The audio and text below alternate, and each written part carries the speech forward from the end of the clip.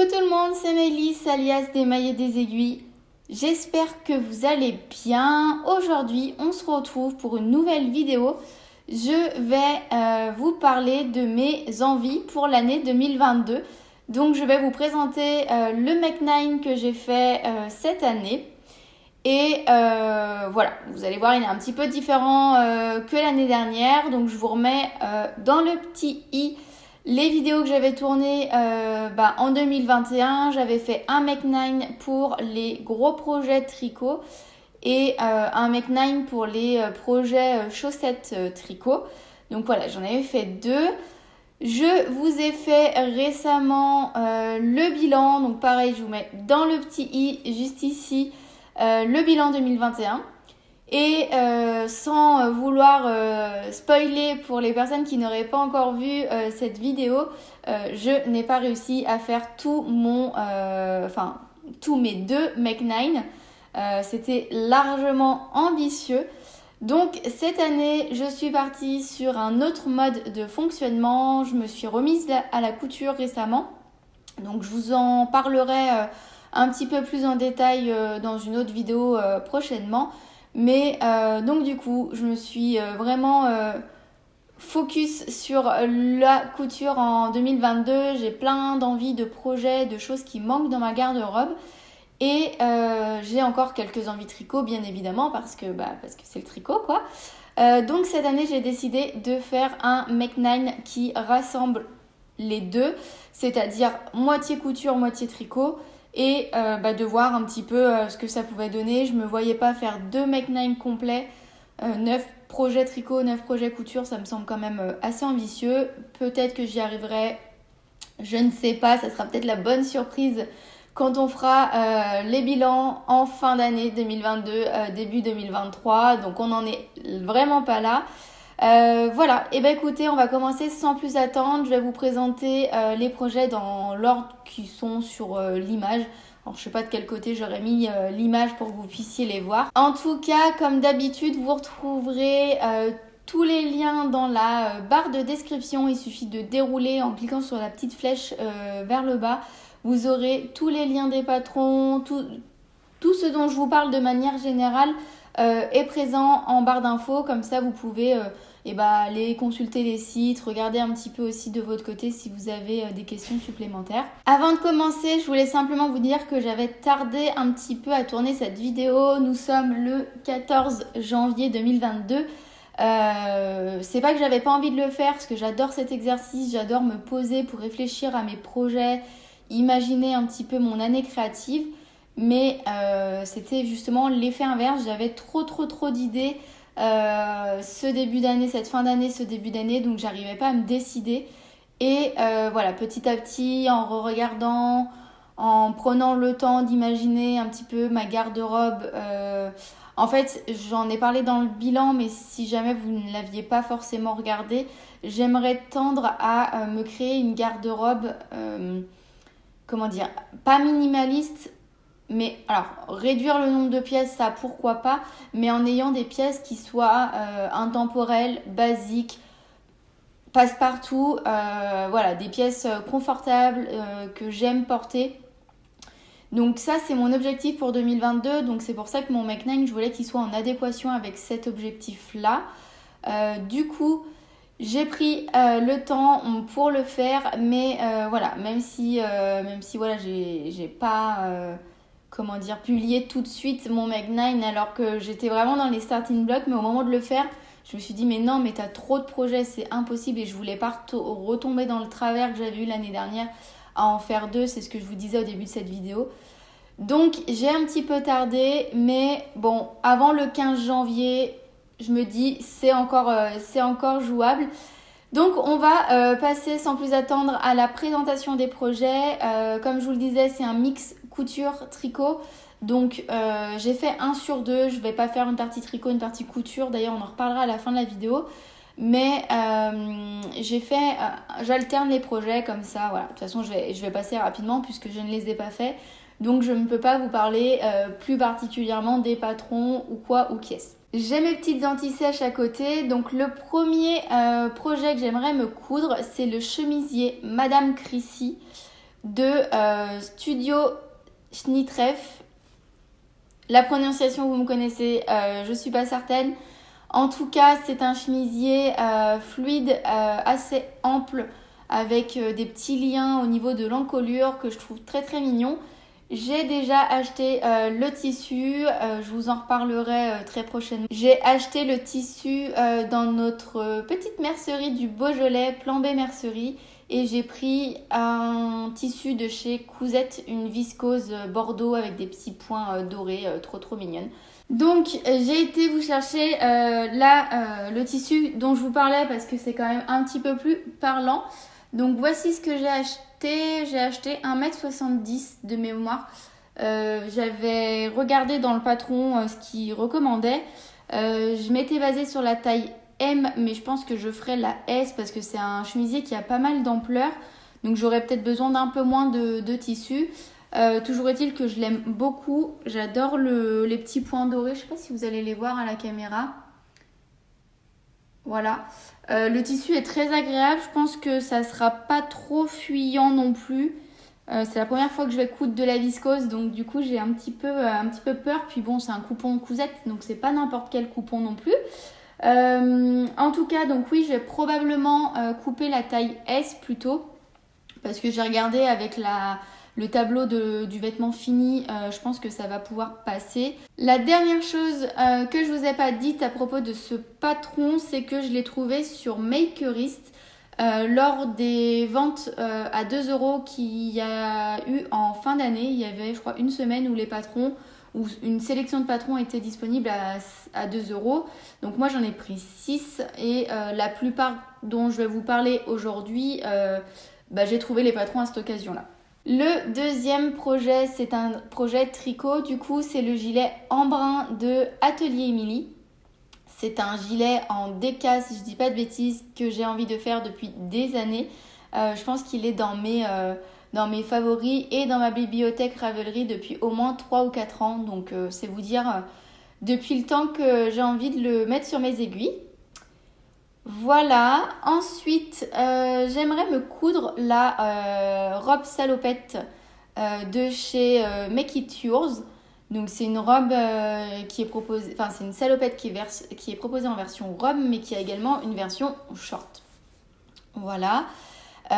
J'ai une commande de chez Nuance Fabrique qui va arriver incessamment sous peu. Comme il y a eu les soldes et j'ai profité des réductions des soldes pour pouvoir commander plusieurs tissus, ils nous ont prévenu que les délais de traitement des commandes étaient rallongés. Donc bon, de toute façon c'est pas urgent. J'ai commandé un velours côtelé rose parce que ça fait des années que je veux une robe salopette rose. Donc je me suis dit, voilà, trouvant rien dans le commerce, je vais me la coudre. C'est également un patron que j'ai trouvé sur la vente Makerist. Donc voilà, 2 € le patron, je me suis pas privée, ça ressemble vraiment en tout point à ce que je souhaite depuis des années, ma fameuse salopette.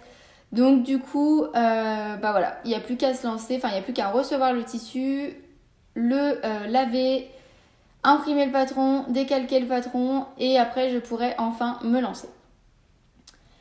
Quatrième projet que je souhaite faire cette année, c'est donc un projet de tricot, c'est le pull macaron de Loli la Fée, qui est un pull assez basique, qui a quand même un petit détail très sympa dans le dos. En fait, il a un dos en V avec un petit billet tout le long pour décorer cette jolie encolure dos.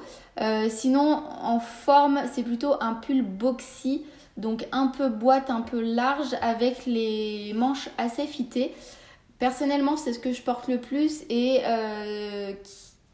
je pense qu'il est le plus flatteur pour moi. En tout cas, à chaque fois que je porte un pull qui a ce style-là, je pense au Puntilla, par exemple, que je porte énormément. À chaque fois, je n'ai que des compliments, donc je suppose que ça me va bien. Projet suivant que je souhaite faire, c'est un projet couture, c'est la jupe Rio de chez Cute & Sue. Pauline, je crois que la créatrice s'appelle comme ça, si je dis pas de bêtises. En tout cas, c'est une jupe short, donc en fait c'est un short et par-dessus on vient coudre c'est un seul et même vêtement, mais en fait j'ai regardé déjà les étapes de montage. On fait bien un short et après on coud la jupe par-dessus. Je trouve le petit détail assez original, assez sympa. J'ai deux tissus pour cela. Le premier qui vient de chez Munasyu. Je vais aller vous le chercher. C'est bon, j'ai été le chercher. Je suis désolée, j'ai pas trop préparé cet épisode. Enfin, je l'ai préparé, mais j'avais pas pris ce qu'il fallait, notamment en termes de tissu, parce que je pensais pas vous les montrer. Puis finalement, c'est bien plus parlant. Donc, le fameux tissu que j'ai pour cette robe, c'est un tissu stretch kaki qui vient de chez Munasyu. Donc j'ai passé une commande, il y avait une promo sur la box de la robe Isis. Je vous mets juste la photo ici. J'en parlerai pas, c'est vrai que je ne l'ai pas mis dans le Make 9, mais je vais la coudre également. D'ailleurs j'ai lavé le tissu ce matin. Et du coup j'ai rajouté ce coupon d'1,50 m de tissu pour pouvoir me faire la jupe Rio de Kuten-Sue. Donc c'est un tissu qui est... alors moi j'adore la couleur, j'aime beaucoup le kaki. Et en effet, il est quand même pas mal stretch. Alors je vais essayer de vous le montrer, mais je sais pas si ça va être très parlant à la caméra. Hop, j'ai attrapé un coin. Voilà, en fait, vous voyez du coup qu'il est quand même pas mal extensible. Donc ça, c'est chouette pour une jupe et tout, ça va être super confortable. J'ai également... Hop, j'ai posé là. J'ai également un deuxième tissu qui va arriver dans ma commande Nuance Fabrique. C'est un tissu Prince de Galles. Je vous mets la petite photo là si j'y pense. Voilà, en fait j'aime beaucoup ce modèle. Il était présenté en kaki et dans un espèce de pied de poule, si je dis pas de bêtises, sur Makerist. Et j'ai craqué dans les deux versions. Je pense que je vais beaucoup les porter. Donc voilà, au moins c'est fait. Ensuite, j'ai envie de me tricoter le châle Vagalam de by Aline Valentin, qui est un châle tout en longueur qui a une partie en laine classique fingering, on va dire, et des motifs qui sont, alors c'est pas vraiment des motifs, mais un jeu de texture qui est réalisé en suri. Et moi j'adore la suri, je trouve ça super doux, super chaud. J'ai du coup Bénédicte de la boutique Plan B Mercerie, là où j'ai acheté mon tissu cousette et là où on participe aux apéros tricot une fois par mois, qui l'a tricoté. Donc je l'ai vu tricoter, je l'ai vu fini, je l'ai vu, elle nous l'a essayé. Ouais, franchement c'est un gros coup de cœur, c'est un gros châle doudou et vraiment il me donne vraiment envie de me le faire et après de pouvoir le porter. Donc voilà. Le 7e projet, donc c'est de nouveau un projet couture, c'est un chemisier, c'est le chemisier Luca de Made in Me Couture. C'est un chemisier qui a des volants, la forme est assez basique, mais moi ce qui m'a fait craquer c'est les volants qu'il y a devant, derrière, sur les épaules, qui sont très sympas. Au niveau du tissu, j'ai également dans ma commande Nuance Fabrique, oui j'ai craqué. Bon, c'est le dernier que je dois recevoir. J'en ai commandé 3 pour les 3 projets dont je vous ai parlé, mais je dois recevoir un tencel super sympa qui, je pense, ira très bien avec ce projet. Donc quand je l'aurai reçu, je vous en parlerai un petit peu plus en détail. Ensuite, le dernier projet tricot que je prévois de faire, mais je ne doute pas qu'il y en aura d'autres, c'est le châle Gilden, je ne sais pas trop comment on dit, de Bérangère Caillot, donc de L'Île aux Fils. C'est un châle qui était dans les hôtes de Noël de chez The Woolly Skin, qu'elle a fait en partenariat du coup avec d'autres créateurs, créatrices, notamment Bérangère pour le châle, mais je pense que les box contenaient des goodies, etc. Donc c'est un châle que j'ai vu d'abord sur le compte de Angélique The Woolly Skin et pour lequel j'ai absolument craqué. Je ne sais pas encore si j'utilise une laine de mon stash parce que je pense avoir ce qu'il faut ou si je me laisse tenter un peu plus tard dans l'année.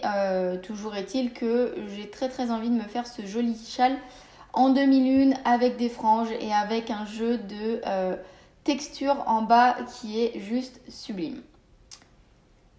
Dernier projet que je prévois de faire, donc dernier projet couture, c'est la robe Mia de l'usine à bulles, qui est une robe que j'ai aussi trouvée sur Makerist lors de la vente à 2 €, mais sur laquelle j'ai absolument craqué. J'aime beaucoup la version de présentation qui est un modèle cache-cœur avec une jupe un petit peu évasée, mais pas trop. C'est pas vraiment une jupe patineuse parce que je trouve que moi les jupes patineuses ça a tendance à me grossir. Tout simplement, en fait, je fais 1m55, un peu moins d'1m55. Du coup, je suis assez petite et donc il y a des choses qui ont vite tendance à m'élargir et ça, c'est pas forcément hyper flatteur.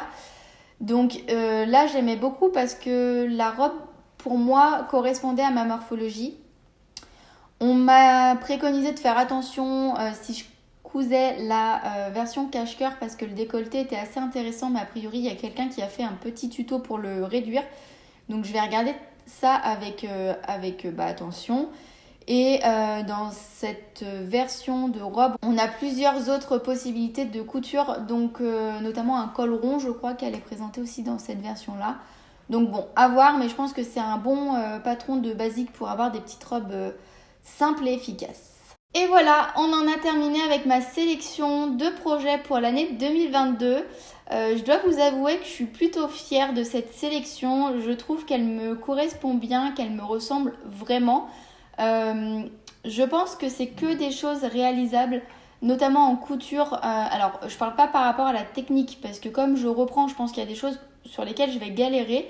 Mais maintenant que j'ai tous les tissus, sauf pour la robe Mia, mais j'ai tous les autres tissus, je pense que déjà c'est une première étape, une grosse étape pour moi, le choix des tissus. Donc je pense que ça va vraiment me motiver à m'y mettre.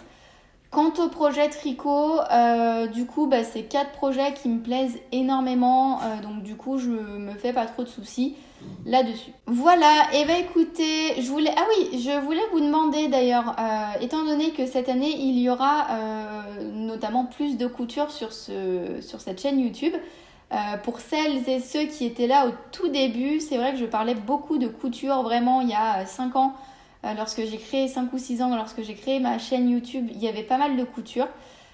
J'ai arrêté, je me suis vraiment focalisée sur le tricot et là j'ai un petit peu envie de revenir, un petit peu beaucoup même, envie de revenir à la couture.